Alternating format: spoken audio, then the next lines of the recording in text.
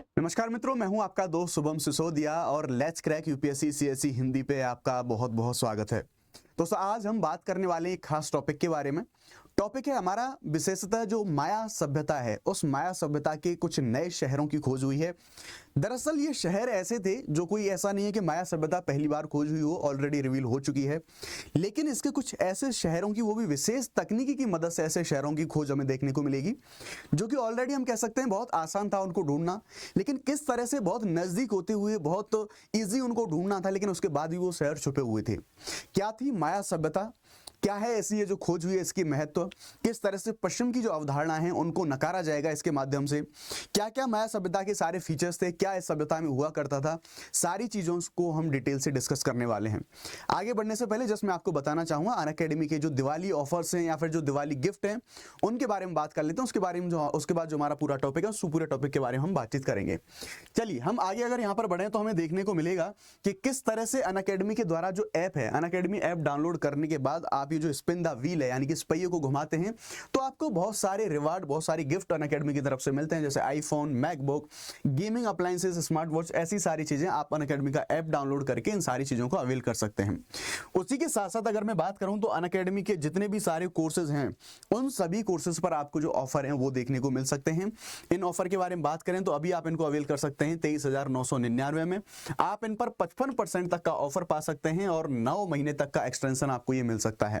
अगर आप यूपीएससी का ऐसा सब्सक्रिप्शन खरीदते हैं तो इसकी खास विशेषताएं हैं, जीएस, सीसेट, टेस्ट सीरीज सारी चीजें आपको एक ही जगह पे मिल जाती हैं, पीडीएफ, पीपीटी सारी चीजें मिलती हैं, मेंस की टेस्ट सीरीज इवैल्यूएशन के साथ, और आपका जो अनलिमिटेड सारे बैचेस का एक्सेस है वो आपको मिलता है।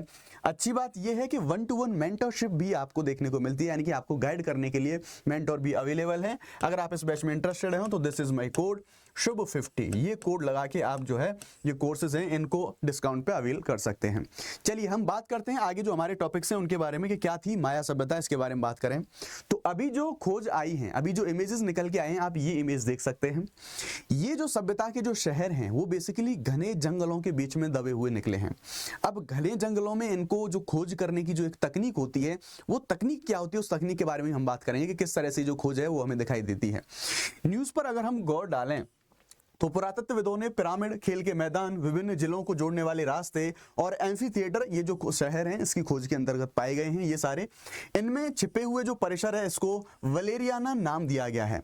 वलेरियाना नाम क्यों दिया गया है, जो छिपे हुए शहर हैं, तो ये बेसिकली इसके पास पाया गया एक तालाब है, उस तालाब के नाम पर ही इस शहर को वलेरियाना नाम दिया गया है। अब ये जो मैं आपको बता रहा था कि ये जो सभ्यता का जो शहर है ये हमें बहुत घने जंगलों के बीच में जो इनका हमें जो ये ढूंढे गए हैं।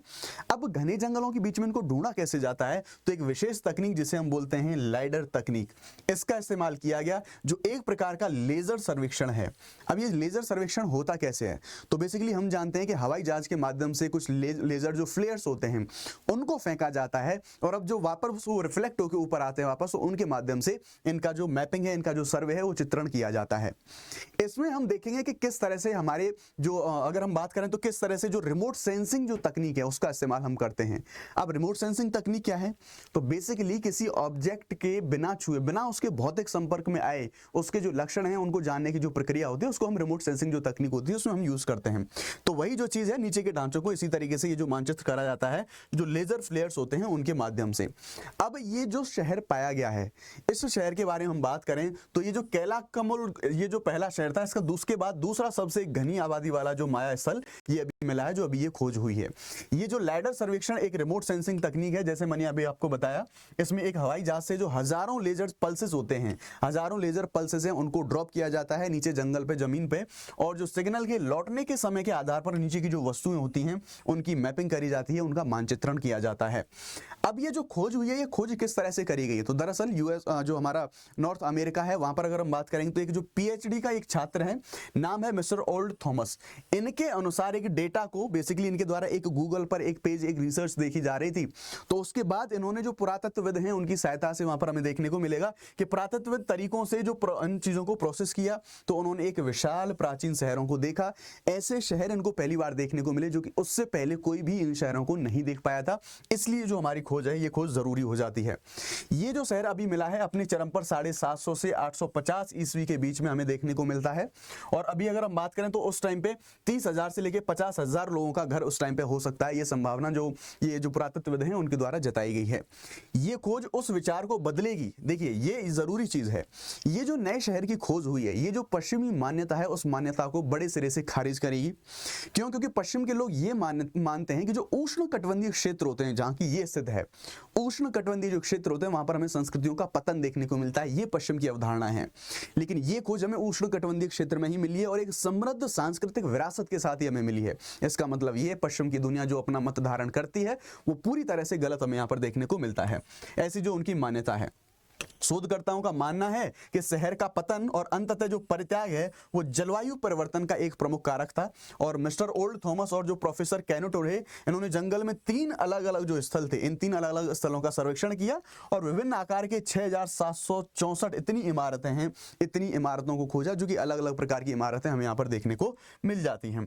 आगे अगर हम बात करें तो ये जो बेसिकली माया सभ्यता है, इसके बारे में बात कर लेते हैं कि कहाँ ये सिचुएटेड है, क्या इसके फीचर हैं, क्या इसकी विशेषताएं थी, थोड़ा सा उनके बारे में बात कर लेते हैं। क्योंकि अभी जो शहर मिला है हमें वो माया सभ्यता का ही शहर मिला है। तो ये देखेंगे ऑलरेडी इसकी खोज की जा चुकी है। तो आप यहाँ पर देखेंगे ये मैक्सिको है, यहाँ पर गल्फ ऑफ मैक्सिको है और थोड़ा सा क्यूबा की तरफ आप जाएंगे तो यहाँ पर आपको युकाटान चैनल मिलेगा। वहीं पर ये जो माया सभ्यता है वहां पर हमें ये देखने को मिलती है इस एरिया में। अब हम बात कर लेते हैं, माया है वो मैक्सिको और मध्य अमेरिका के स्वदेशी लोग हैं। माया कौन है जिससे माया सभ्यता इसको बोला जा रहा है? तो मैक्सिको में और यहाँ पर हम देखेंगे मध्य अमेरिका, मिडिल अमेरिका के जो स्वदेशी लोग हैं उनको माया के नाम से यहाँ पर बुलाया गया है। माया सभ्यता की उत्पत्ति युकाटान जो प्रायद्वीप है यहाँ पर हमें देखने को मिलती है। माया का उदय लगभग 250 ईसा पूर्व से यहाँ पर शुरू होता है और आगे जब हम बढ़ेंगे तो देखेंगे कि 900 ईसा पूर्व तक जो क्लासिक पीरियड इसका माया सभ्यता का चलने को मिलता है। लेकिन इसकी जब चरम स्थिति के बारे में हम बात करेंगे तो इसकी चरम स्थिति माया सभ्यता में 40 से अधिक शहर उस टाइम पे इसमें शामिल थे, जिनमें से हर एक की आबादी के बारे में बात करें तो 5,000 से लेके 50,000 के बीच में इनकी जो आबादी है वो हमें देखने को मिलती है। ये चीज हमें सारे जो फैक्ट हैं, ये जो चीजें हैं ये जरूरी हैं हमारे लिए। 1500 ईसा पूर्व माया सभ्यता थी, ये गाँव में बस गई थी स्टार्टिंग में, लेकिन लेटर ऑन हम देखेंगे किस तरह से ये खेती कर रहे होंगे, किस तरह से कौन कौन सी चीजें वहां पर उग रही होंगी, उनके बारे में बात करेंगे। तो यहाँ पर हम देखो मकई यानी कि मक्का, सेम, स्क्वैश, ये सारी खेती के आधार पर एक कृषि विकसित यहाँ पर हमें देखने को मिलती है। उसके बाद माया सभ्यता के जो लोग थे उन्होंने भारी मात्रा में निर्माण के लिए जो पत्थर का यूज करा था, और बेसिकली हम बात करें तो यहाँ पर चूना पत्थर मोस्ट प्रोबेबली, लेकिन जिस पत्थर को काटा गया था वो अपने आप में एक हार्ड पत्थर था। इसका जो उत्खनन करा जाता था, ये उन्होंने चर्ट जैसे जो कठोर पत्थर हैं इनका यूज करके ये जो चूना पत्थर होता था इसका उत्खनन ये लोग करते थे। कृषि के बारे में बात करें तो जैसा हम जानते हैं झूम कृषि जिसे हम बोलते हैं, स्थानांतरित कृषि जिसके बारे में हम बोलते हैं कि जो जंगल हैं, पेड़ हैं, उनको काट के जला के और उस जमीन को कृषि करते हैं और फिर दूसरी जगह पे शिफ्टिंग कल्टीवेशन जिसको हम बोलते हैं। माया सभ्यता के लोगों ने जंगली अंजीर के पेड़ों की भीतरी जो छाल होती है उससे कागज बनाने की चीजें हैं उनको प्रोसेस करा और इस कागज से बनी हुई जो किताबें होती थी उन पर अपनी चित्रलिपियां हैं उस चित्रलिपि को जो है लिखा करते थे। उन पुस्तकों को कोडेक्स के नाम से जाना जाता है। अगर ये टर्म आपके सामने कभी आ जाए कि कोडेक्स क्या होता है तो ध्यान रखेंगे, ये जो अंजीर के पेड़ की जो छाल होती है उससे जो कागज बनाए जाते थे और उस कागज पर जो ये चित्रलिपि लिखते थे उसको हम कोडेक्स के नाम से जानते हैं। तो ये था इसके बारे में कि जो माया सभ्यता थी, इस माया सभ्यता के बारे में सारी चीजें। अब कुछ शोधकर्ताओं के द्वारा ये चीज बताई गई है कि जब 800 ईसा पूर्व के बाद में माया सभ्यता का पतन हमें देखने को मिलेगा तो इसके पतन के कारण क्या थे। कोई भी सभ्यता होती है उसका एवोल्यूशन देखते हैं, उसके बाद में हम उसका पतन देखते हैं कि उसके पतन के क्या ऐसे कारण रहे हैं। तो ये भी था इसका एक कारण कि आबादी बहुत ज्यादा घनी थी और जो घनी आबादी थी वो जो जलवायु परिवर्तन के जो परिणाम थे वो उनको बर्दाश्त नहीं कर पाई। उसका एक जिसका जो हमें कारण देखने को मिलता है, जलवायु समस्याओं का सामना नहीं कर पाई, इसलिए जो सभ्यता है इसका पतन हमें देखने को मिलता है। उसके साथ साथ कुछ और भी कारण बताए गए, जैसे युद्ध और 16वीं सदी में स्पेनिश जो आक्रमण हुआ था उसके द्वारा क्षेत्र पर जो कब्जा है वो कर लिया गया था और माया शहरों के विनाश में इन्होंने इन सारी चीजों ने योगदान दिया था। तो ये सारी चीज थी, क्या है, कौन से शहर मिले हैं, कौन सी जगह पे सिचुएटेड है, क्या थी माया सभ्यता, इन सारी चीजों को हमने जानने की कोशिश करी। होपफुली जो सारी इन्फॉर्मेशन थी वो आपके समझ में आई होगी। अगर वीडियो आपको अच्छा लगा है तो प्लीज वीडियो को लाइक जरूर करें, चैनल को सब्सक्राइब जरूर करें। Thank you very much. जय Hind, bye bye, let's crack it.